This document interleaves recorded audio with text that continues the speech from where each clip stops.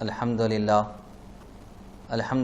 رب العالمین والصلاة والسلام علی سید الانبیاء والمرسلین وعلی آلہ الطیبین الطاہرین وصحابتہ الاکرمین اما بعد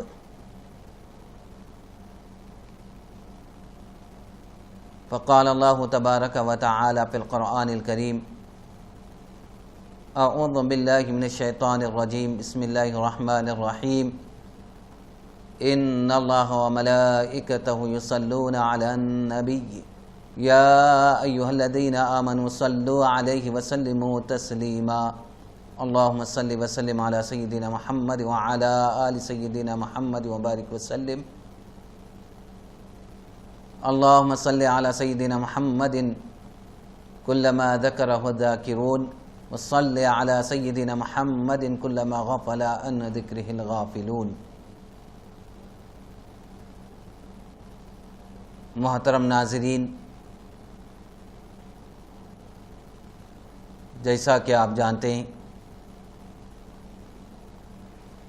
یہ درس حدیث کا سلسلہ چل رہا ہے۔ اس کتاب کا نام ریاض الصالحین ہے۔ اس حدیث کے مصنف حضرت علامہ امام نووی رحمۃ اللہ علیہ ہے۔ یہ بڑی معرکۃ الآراء اور مشہور، ساری دنیا میں بڑی مشہور کتاب ہے، اور اس کا باب ہمارا جو چل رہا ہے مخلوقات میں، اللہ کی مخلوقات میں غور و فکر کرنا اور نیکیوں کی طرف پہل کرنا۔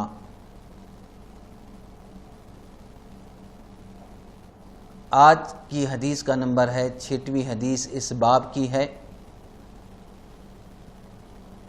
آپ لکھتے ہیں السادس عن الزبیر بن عدی قال اتینا انس بن مالک رضی اللہ تعالی عنہ فشکونا الیہ ما نلقى من الحجاج فقال اصبروا فانه لا یأتی زمان الا والذی بعده شر منه حتى تلقوا ربکم سمعته من نبیکم صلی اللہ علیہ وسلم رواہ البخاری۔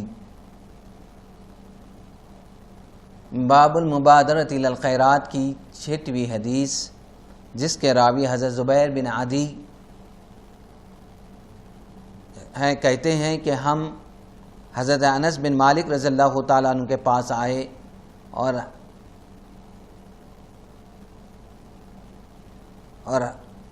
اور حجاج کی طرف سے آنے والے مصائب کا ذکر کیا، تو انہوں نے فرمایا صبر کرو، ہر بعد میں آنے والا زمانہ پہلے کی نسبت بڑا ہوگا، یہاں تک کہ تم اپنے رب کو جا ملو، میں نے تمہاری بات رسول اللہ صلی اللہ علیہ وسلم سے سنی ہے، رواہ البخاری۔ اس حدیث کی شرح کرتے ہوئے حضرت علامہ حضرت مفتی احمد یار خان رحمۃ اللہ علیہ لکھتے ہیں کہ زمانہ جس قدر حضور اکرم صلی اللہ علیہ وسلم سے دور ہوتا جائے گا، ظلم و فساد بھی بڑھتا جائے گا۔ ہر زمانہ پہلے زمانے سے دین کے لحاظ سے بدتر ہے، کبھی کوئی گناہ زیادہ، کبھی کوئی گناہ زیادہ ہوگا۔ مزید فرماتے ہیں آئندہ عموماً سلاطین ظالم ہوں گے، زمانہ جس قدر آقا علیہ الصلوۃ والسلام سے دور ہوتا جائے گا، ظلم و فساد بھی بڑھتا رہے گا، لہذا حضرت عمر بن عبدالعزیز کا دور یا آخر زمانے میں حضرت امام مہدی و عیسیٰ علیہ السلام کا دور اس حکم سے علیحدہ ہے۔ ہر زمانہ پہلے زمانے سے دین کے لحاظ سے بدتر ہے، کبھی کوئی گناہ زیادہ، کبھی کوئی گناہ غفلت وغیرہ زیادہ۔ مرقات میں لکھا ہے کہ شر سے مراد بدعات کی اشاعت، سنتوں کا چھوڑ دینا ہے، یا یہ مطلب ہے کہ آئندہ حکام ظالم بھی ہوں گے، بد مذہب، بد عقیدہ بھی۔ تو حجاج بن یوسف ظالم ہے مگر دین برباد کرنا نہیں چاہتا، اس نے قرآن مجید میں اعراب لگوائے۔ حجاج بن یوسف ثقفی ظالم کے بارے میں کچھ مزید تفصیل یوں ملتی ہے کہ یہ خلفائے بنو امیہ میں سے انتہائی سفاک خونخوار ظالم گورنر تھا۔ اس نے 1,00,000 انسانوں کو اپنی تلوار سے قتل کیا، اور جو لوگ اس کے حکم سے قتل کیے گئے ان کو تو کوئی گن ہی نہیں سکا۔ بہت سے صحابہ اور تابعین رضوان اللہ تعالی علیہم اجمعین کو اس نے قتل کیا یا قید و بند رکھا۔ حضرت خواجہ حسن بصری رحمۃ اللہ علیہ فرمایا کرتے تھے کہ اگر ساری امتیں اپنے اپنے منافقوں کو قیامت کے دن لے کر آئے اور ہم اپنے ایک منافق حجاج بن یوسف ثقفی کو پیش کر دیں تو ہمارا پلہ بھاری رہے گا۔ یہ حجاج بن یوسف جب کینسر کی بیماری میں مرنے لگا تو اس کی زبان پر یہ دعا جاری ہو گئی، یہی دعا مانگتے مانگتے اس کا دم نکل گیا۔ اس کی دعا یہ تھی، اللہم اغفر لی فإن الناس یقولون انک لا تغفر علی، اے میرے اللہ تو مجھے بخش دے کیونکہ سب لوگ یہی کہتے ہیں کہ تو مجھے نہیں بخشے گا۔ خلیفہ عادل حضرت عمر بن عبدالعزیز رحمۃ اللہ علیہ کو حجاج بن یوسف ثقفی کی زبان سے مرتے وقت کی یہ دعا بہت اچھی لگی، اور ان کو حجاج کی موت پر شک ہونے لگا، اور جب حضرت خواجہ حسن بصری رحمۃ اللہ علیہ سے لوگوں نے حجاج کی دعا کا ذکر کیا تو آپ رحمۃ اللہ علیہ نے تعجب سے فرمایا، کیا واقعی حجاج بن یوسف نے یہ دعا مانگی تھی؟ تو لوگوں نے کہا کہ جی ہاں اس نے یہ دعا مانگی تھی۔ تو آپ رحمۃ اللہ علیہ نے فرمایا شاید خدا اس کو بخش دے، یہ اللہ کی مرضی ہے، اللہ کے قبضے قدرت میں، جس کو چاہے پکڑ لے اور جس کو چاہے معاف کر دے۔ اب آئے 7ویں حدیث اس باب کی۔ امام نووی رحمۃ اللہ علیہ فرماتے ہیں، السابع عن ابی ہریرہ رضی اللہ تعالی عنہ ان رسول اللہ صلی اللہ علیہ وسلم قال بادروا بالاعمال سبعا هل تنتظرون الا فقرا منسیا او غنى مطغیا او مرضا مفسدا او حرما مفندا او موتا مجهزا او الدجال فشر غائب ينتظر او الساعة فالساعة ادهى وامر، رواہ الترمذی وقال حدیث حسن۔ اس باب کی 7ویں حدیث جس کے راوی سیدنا ابو ہریرہ رضی اللہ تعالی عنہ ہے، فرماتے ہیں کہ آقا علیہ الصلوۃ والسلام کا ارشاد گرامی ہے کہ اعمال صالحات 7 چیزوں سے پہلے کر لو۔ کیا تم کو ایسی محتاجی کا انتظار ہے جو بھلا دینے والی ہے؟ کیا تم کو ایسی محتاجی کا انتظار جو بھلا دینے والی ہے، یا ایسی تونگری جو سرکش بنا دینے والی ہے، یا ایسے مرض کا جو خراب کر دینے والا ہے، یا بڑھاپے کا جو کباڑا کر دینے والا ہے، یا موت کا جو جلد روانہ کرنے والی ہے، یا دجال کا انتظار ہے جو چھپا ہوا شر ہے، یا قیامت کا انتظار ہے اور قیامت زیادہ دہشتناک اور زیادہ کڑوی ہے۔ اس حدیث کو امام ترمذی نے روایت کیا ہے اور کہا یہ حدیث حسن ہے۔ اب آئے اس حدیث کی شرح جو حضرت العلامہ ناصر الدین المدنی العطاری نے بڑی جامع اور تفصیل کے ساتھ تشریح فرمائی ہے۔ وہ لکھتے ہیں کہ آقا علیہ الصلوۃ والسلام کا ارشاد گرامی ہے، اکثر من ہادم اللذات، لذتوں کو ختم کرنے والی چیز یعنی موت کو کثرت سے یاد کیا کرو۔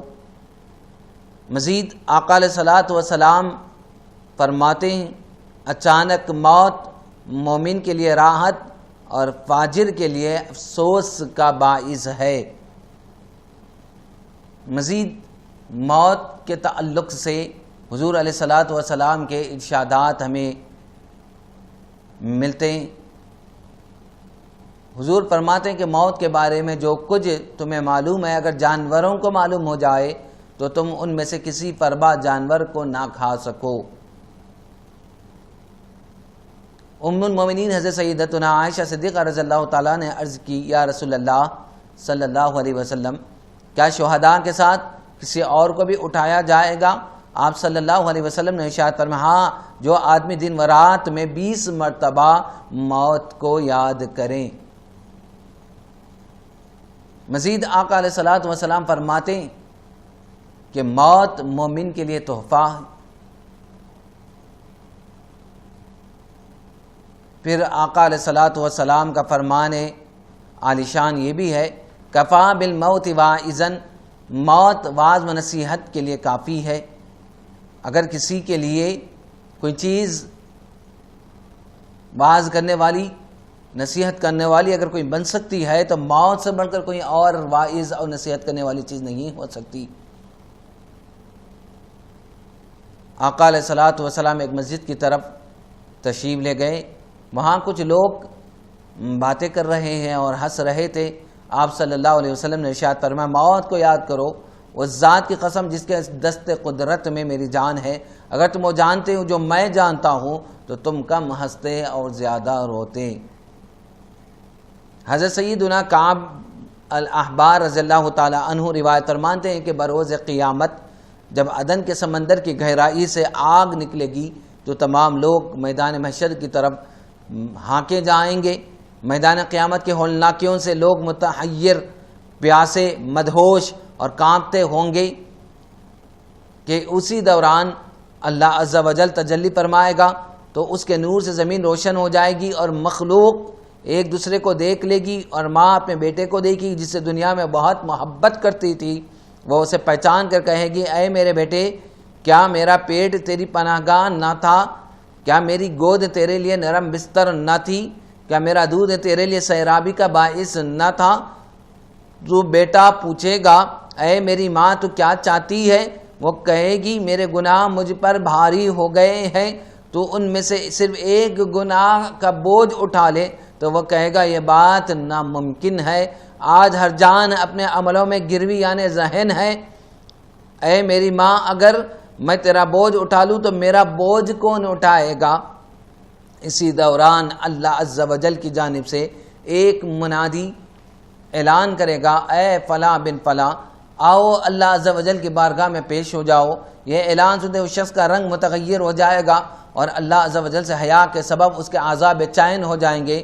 جب ماں اپنے بیٹی کی گھبراہٹ ملاحظہ کرے گی تو پوچھے گی اے میرے بیٹے کیا ہوا؟ وہ جواب میں کہے گا اے میری ماں مجھے اللہ عز و جل کی بارگاہ میں پیش ہونے کے لیے بلایا گیا ہے، اب میں اسے بھاگ کر کہاں چھپوں یا میرا چھٹکارا کیسے ہو؟ اسی دوران دو فرشتے اس کی طرف بڑھیں گے اور اسے پکڑ کر گھسیٹنا شروع کر دیں گے۔ جب اس کی ماں دیکھے گی تو اسے سینے کی طرف کھینچے گی اور اپنے بالوں سے چھپائے گی اور اپنی پوری طاقت سے فرشتوں کو اسے دور کرنے کی کوشش کرے گی، لیکن دور نہ کر سکے گی۔ جب دیکھے گی کہ وہ ان سے اپنا بیٹا نہیں لے سکتی تو روتے ہوئے فرشتوں سے کہے گی اس ذات کی قسم جس نے مجھے میری قبر سے اٹھایا ہے، اگر میرے بس میں ہوتا تو میں تم دونوں کو اپنا بیٹا نہ لے جانے دیتی۔ پھر وہ اسے روتے ہوئے الوداع کرے گی اور کہے گی میرے بیٹے میں تجھے اس ذات کی قسم دیتی ہوں جس نے اپنی بارگاہ میں پیشی اور حساب کتاب کے لیے تجھے بلایا ہے، اگر تجھے نجات ملے تو تم مجھے مت بھولنا، میں بہت دیر سے کھڑی ہوں،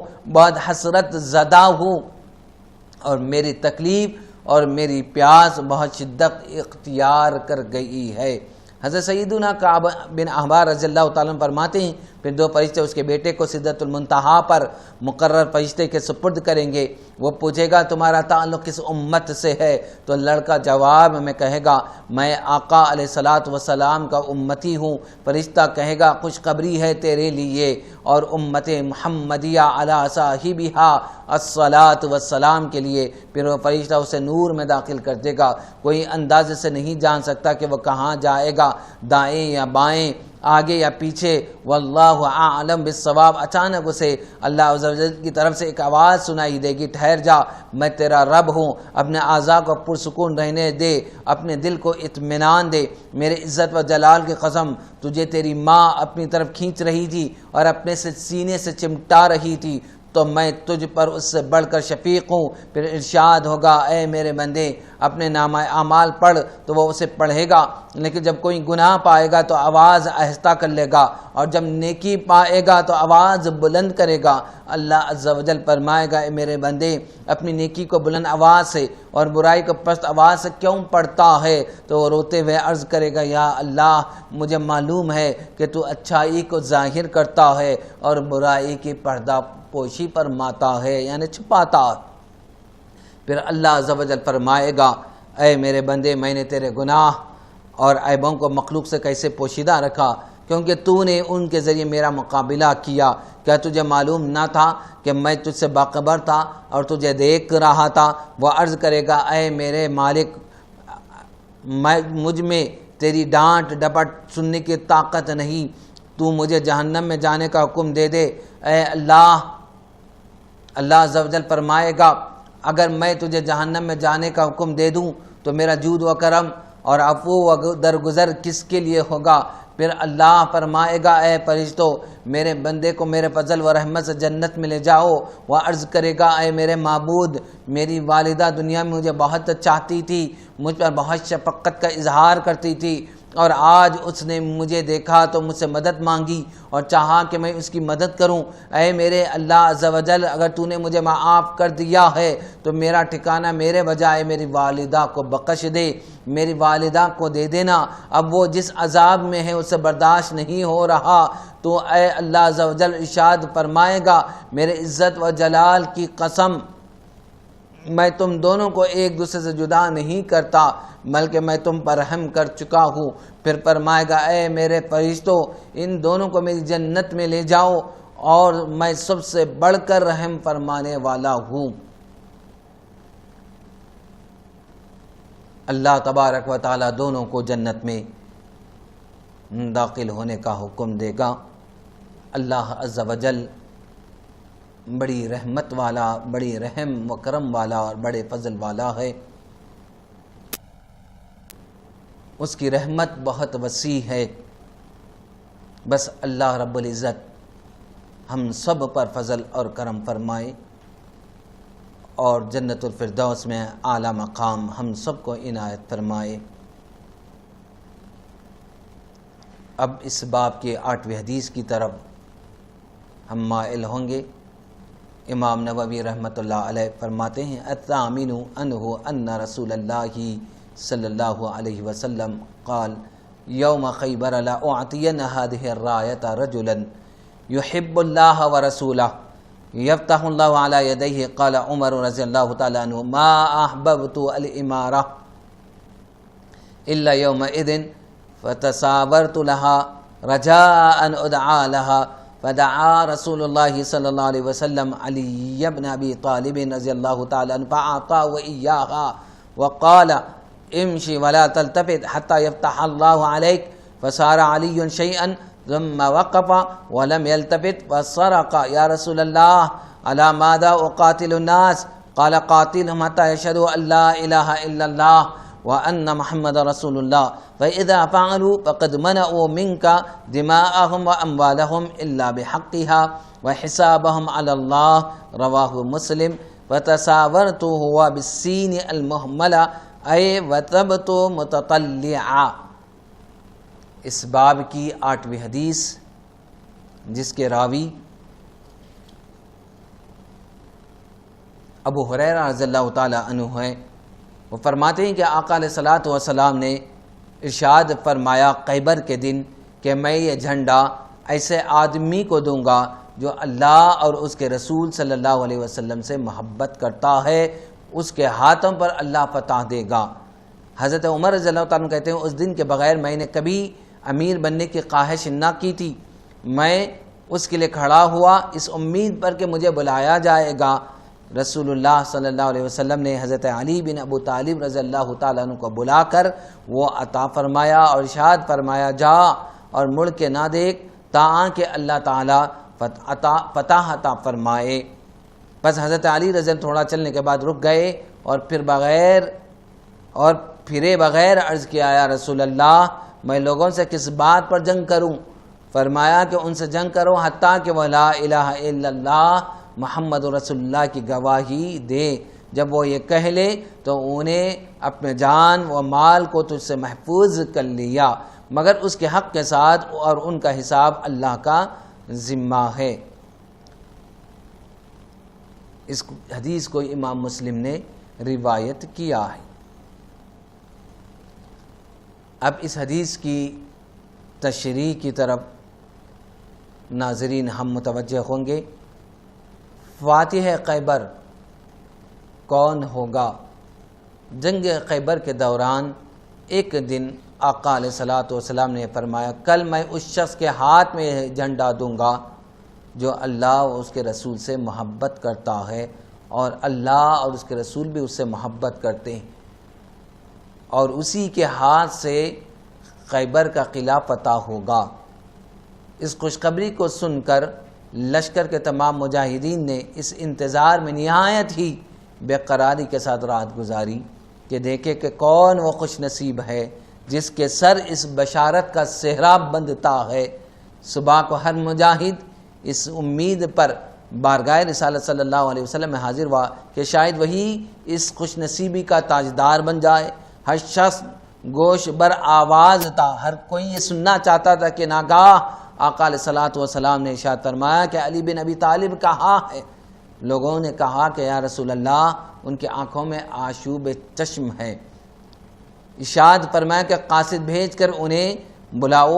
جب حضرت علی رضی اللہ تعالیٰ دربار رسالت صلی اللہ علیہ وسلم میں حاضر ہوئے تو حضور علیہ الصلوۃ والسلام نے ان کی آنکھوں میں اپنا لعاب دہن لگا کر دعا فرما دی، جس سے پلپور وہ اس طرح شفایاب ہو گئے کہ گویا انہیں کبھی آشوب چشم ہوا ہی نہیں تھا۔